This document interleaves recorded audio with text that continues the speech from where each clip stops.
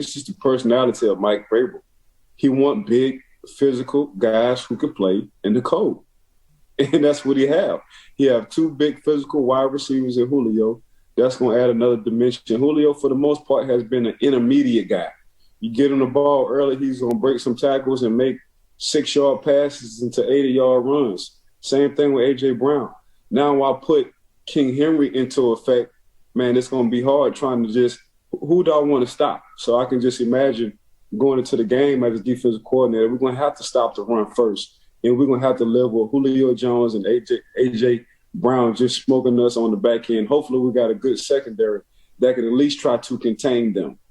Let me break down some numbers for you, Ike. What they're spending on Julio Jones would have been about the same amount had the Titans picked up Corey Davis's fifth-year option. So this is no knock on Corey Davis. I like him as a young receiver a lot in this league.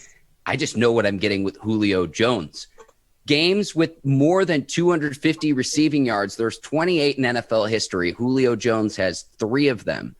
And then I was looking at another stat, too, before the 2020 season, because Julio had some injuries in 2020. Julio was graded in the top 3 among receivers of the past 5 seasons. And in that 5-year span, Julio had 225 receptions that had at least 15 yards or more. That is 50 more than any receiver, Ike. So you talked about the cold weather receivers. They might say, wait a second, Ike, don't the Falcons play in a dome? They do. Remember, they went on a Super Bowl run just a few years ago, and Julio Jones was a key weapon in that Falcons offense as well. So you talk about among the most dominant receivers in the league, the Titans get that in Julio Jones.